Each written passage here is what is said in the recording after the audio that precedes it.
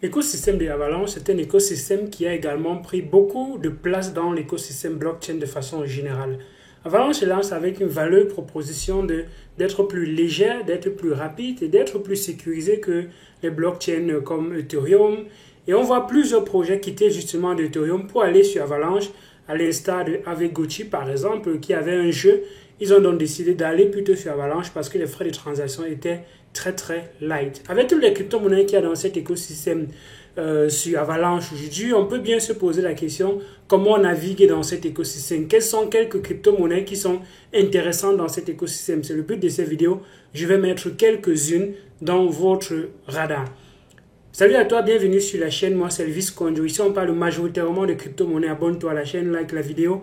Partage la vidéo pour nous permettre de grandir et permettre à d'autres personnes autour de toi de comprendre ce qui se cache réellement derrière les crypto-monnaies. Nous sommes convaincus que c'est la prochaine tendance, c'est la prochaine place, c'est le prochain endroit où il y aura ce qui fera exploser le portefeuille de plusieurs personnes et voir comme ça des économies également décoller, même du continent africain. Et nous voulons donc que vous puissiez être au parfum de ce qui se passe dans cet écosystème. Si tu veux aller plus loin dans cet écosystème, être un bon investisseur, il y a une formation qui combine trois packs de formation actuels présentement. Comment être un bon investisseur, 10 meilleures stratégies pour combiner, comment te comporter avant et pendant le bull run, après le bull run aussi. Tout ça, ça se retrouve dans notre pack de formation baptisé pack de formation spécial bull run. Le lien, c'est en description de cette vidéo. Le premier projet dont je vais mettre dans ton radar, c'est un projet de Launchpad. Vous savez que le Launchpad, c'est quelque chose qui est assez important dans l'écosystème crypto-monnaie, dans la mesure où c'est un endroit pour permettre au projet de se lancer et en permettant aux investisseurs d'être un peu sécures d'une certaine façon parce que le projet ne va pas tout leur donner la crypto-monnaie ou bien ne va pas simplement prendre leur argent et disparaître parce qu'ils vont donner progressivement l'argent au projet en suivant une certaine roadmap. C'est pour ça que les launchpads sont intéressants d'une certaine façon. Et donc sur l'écosystème d'Avalanche, il y a ce projet Avalanche dont je mets dans votre radar aujourd'hui.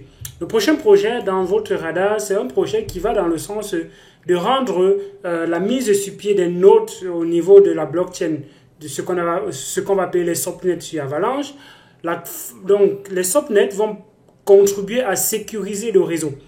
Et parfois, c'est complexe et parfois, ça demande beaucoup d'argent pour pouvoir mettre sur pied une masternode, par exemple, ou bien un subnet, par exemple. Et donc, ce projet chez GoGoPool va vous permettre de vous assembler, de vous mettre ensemble. Et avec seulement 1000 avalanches, vous pouvez contribuer à créer un nœud. Et vous allez donc pouvoir staker vos avalanches sur le nœud. Vous allez récupérer le token. Et le token que vous allez récupérer, vous pouvez également le staker encore pour autre chose. Ils ont également un autre token. Il y a également la possibilité de faire du liquid staking. Le liquid staking, vous savez très bien déjà ce que c'est. Vous allez déposer une crypto-monnaie pour participer, par exemple, pour créer un nœud. Vous déposez vos avalanches, par exemple. Mais on ne va pas bloquer simplement vos avalanches à l'intérieur. On va vous donner ce qu'ils vont appeler le GG AVAX. Donc, le GG AVAX, c'est le représentant du avalanche. Et tu peux donc utiliser ce GG AVAX pour faire d'autres choses dans l'écosystème avec. Donc, tu as d'abord tes avalanches qui sont bloquées pour un nœud. Pour contribuer ce qu'on va faire, un subnet qui va générer les frais vu que ça participe à valider les transactions. Mais ce GAVAX qu'on va te donner, tu peux encore aller sur d'autres plateformes qui vont utiliser ce token, le staker, fournir la liquidité et faire d'autres choses avec. C'est justement ce qu'on appelle un staking liquide. Donc je mets GoGoPool dans ton radar aujourd'hui qui est dans l'écosystème Avalanche. Le prochain projet dont je vais mettre dans ton radar, c'est le projet DEA. Le projet DEAP, bref, vous me dites comment vous prononcez ça en commentaire de cette vidéo. Quelque part, si vous pouvez m'envoyer les audios, ce serait aussi bien. Mais bon, bref, je mets ce projet dans votre radar. Qu'est-ce qu'il veut faire? Il veut être une plateforme tournante pour l'écosystème de façon décentralisée dans l'écosystème d'Avalanche. Ils veulent pouvoir mettre sur pied plusieurs éléments, parmi lesquels le gaming. Ils vont pouvoir mettre sur pied des solutions qui sont environnement, qui vont dans le sens de l'environnement, dans le sens de la société et dans le sens de la gouvernance aussi, c'est ce qu'on appelle ESG.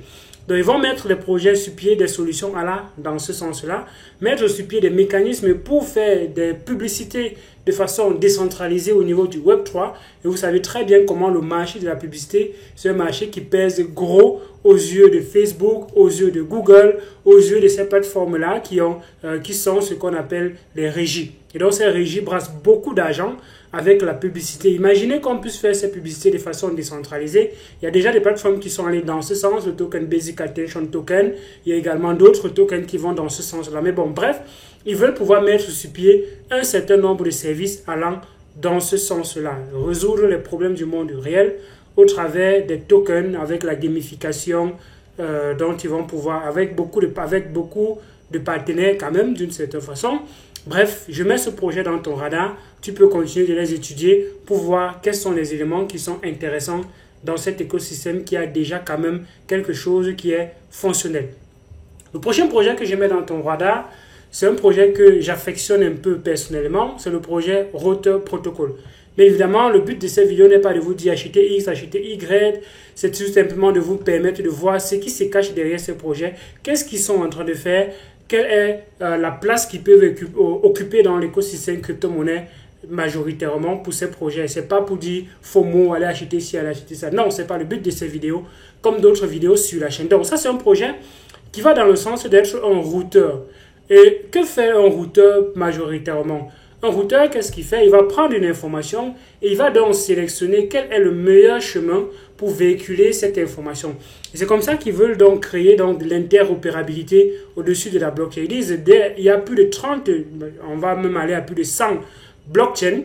Et chaque blockchain a sa communauté d'applications. Et ces applications-là résident majoritairement sur une seule blockchain. Pour qu'une application soit sur une autre blockchain, il faudrait qu'on déploie cette même application sur une autre blockchain.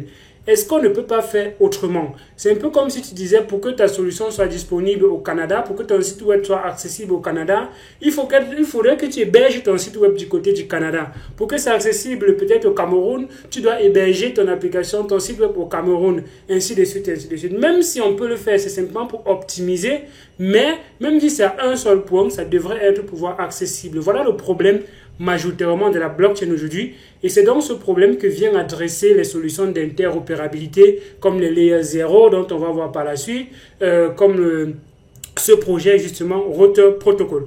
Donc le manque d'interopérabilité fait en sorte qu'on a une liquidité qui est fragmentée.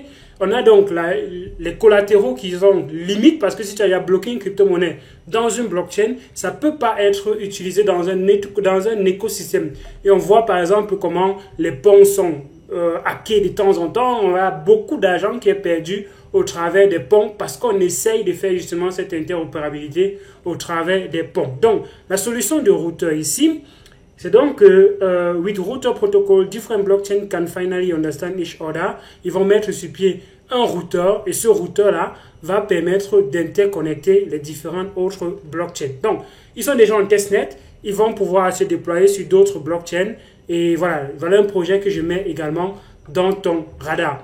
Le prochain projet que je mets dans votre radar, c'est un projet qui va dans le même sens des données sur la blockchain, donc des oracles. Et Decentralized Truth Machine, une machine décentralisée qui va, une fois que les informations sont mises dans cet écosystème, donc Optimism Oracle, une fois que les informations ont été enregistrées dans la machine, ces informations sont directement disponibles sur la blockchain. Donc, au niveau de l'enregistrement des informations, on va justement avoir les processus d'Optimism Oracle pour vérifier ces informations-là. Et dès que ça passe déjà dans ce socle-ci, on a vérifié un certain nombre de choses. Dès que ça passe directement, c'est disponible sur la blockchain. Donc, comment est-ce qu'ils vont faire cela? Je vous laisse justement entrer en détail dans ce projet, voir ce qu'ils sont en train de proposer. Et là, présentement, il y a le staking. Le staking vous permet de gagner jusqu'à 30% parce qu'on est encore au début. Et ce staking va baisser au fur et à mesure qu'on va avancer. Donc, voilà une autre solution qui concurrencie, qui va dans le sens des Degrave, les API 3, les Chainlink, ou bien les PIF, les PIF dont vous connaissez déjà. Ça va également dans le même sens et je mets ceci donc dans votre radar. Un autre projet que je mets dans ton radar, c'est un projet Zana. Le projet de Zana veut permettre aux gens de créer des avatars. Et ces avatars dans le monde virtuel là peuvent justement débloquer d'autres possibilités. Imaginez-vous, vous avez toujours rêvé être musicien. Et dans le monde réel, c'est un peu difficile parce que vous n'avez pas peut-être le talent pour être musicien. Imaginez-vous qu'on vous donne un monde virtuel et que vous comprenez comment la musique fonctionne, même si vous n'avez pas une bonne voix, vous pouvez justement dans l'écosystème virtuel créer un avatar et devenir un artiste dans cet écosystème virtuel et générer de l'argent dans cet écosystème jusqu'à organiser même des concerts.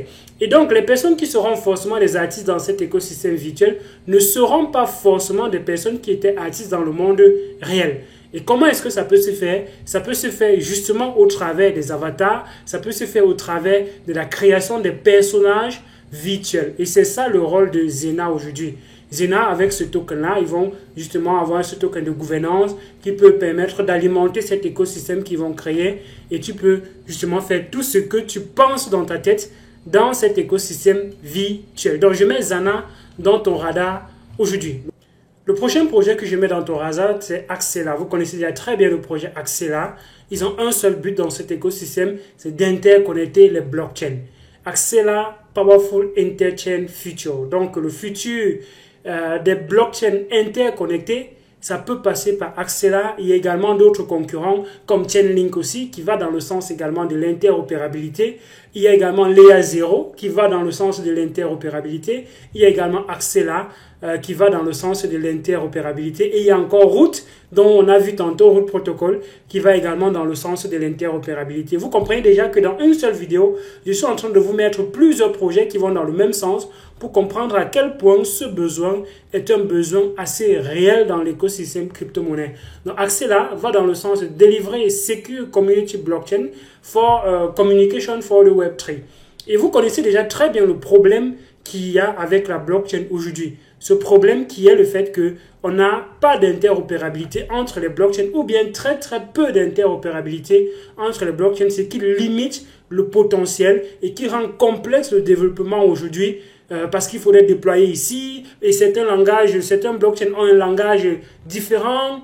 Ça fait que c'est un peu compliqué de naviguer dans différents blockchains. Tu quelqu'un qui est en Solidity, l'autre qui est en Rose, l'autre qui est en Move. Vous voyez que ça devient complexe. Il faut aller dans plusieurs blockchains. Il faudrait des développeurs qui développent dans chaque langage. Et c'est un peu compliqué. Comment faire donc une interopérabilité? C'est ça le rôle de ces projets aujourd'hui. Comment est-ce qu'ils vont le faire? C'est ça qui va faire la différence d'un projet à l'autre. Donc, je vais revenir sur une vidéo dédiée uniquement dans l'interopérabilité où je vais vous comparer plusieurs de ces solutions interopérables qui existent aujourd'hui.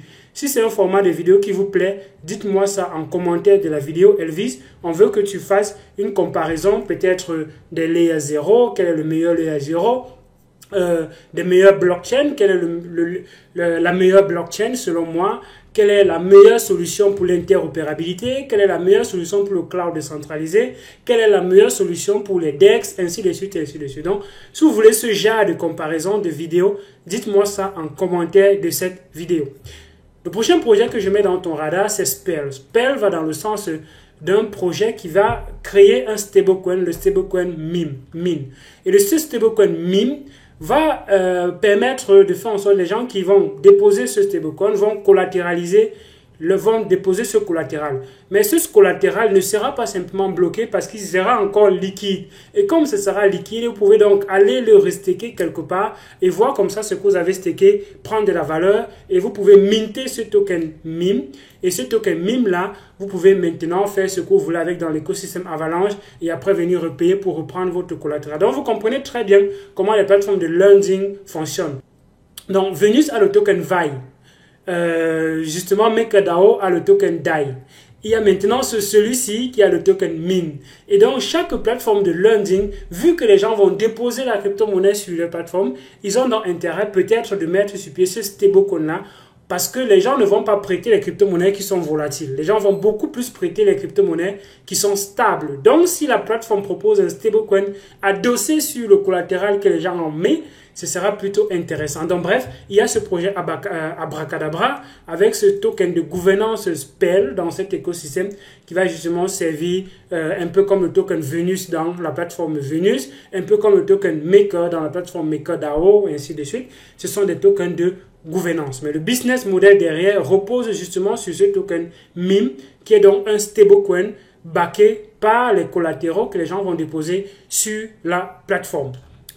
Le prochain projet dont je vais mettre dans ton radar, c'est un projet qui va dans le sens du cloud encore. Ok, Alphen va également dans ce sens du cloud décentralisé, fournir des solutions low cost, trustless, et bref, vous connaissez déjà les narratifs de ces clouds décentralisés dont je mets dans ton radar Alphen, qui est également sur la blockchain de Avalanche. Dis-moi ce que tu penses de tous ces projets. Selon toi, quel est le projet qui aura le plus de potentiel dans cette liste de quelques projets que nous avons partagés? Il y a beaucoup de projets sur la blockchain d'Avalanche et je ne vais pas couvrir tout, malheureusement. J'ai mis ces quelques-uns dans ton radar pour te permettre de voir que majoritairement dans ces écosystèmes, vous allez voir les mêmes narratifs, vous allez voir les mêmes types de projets qui vont surfer sur les mêmes solutions, sur les mêmes problèmes, apporter des solutions différentes, mais dans les mêmes niches d'une certaine façon. Il y aura forcément un reward asset dans cet écosystème Avalanche, bien évidemment. Je n'ai pas couvert cela, mais bon, dis-moi le reward asset qui est dans l'écosystème Avalanche en commentaire de cette vidéo. Like la vidéo, partage, abonne-toi pour ne rater aucune des vidéos sur la chaîne Elvis Konjo. Tu me dis justement quel type de comparatif tu voudrais que je fasse pour les projets en commentaire de cette vidéo. Prends la formation, le lien c'est également en description de cette vidéo. Porte-toi bien, il y a d'autres vidéos sur la chaîne. Ciao.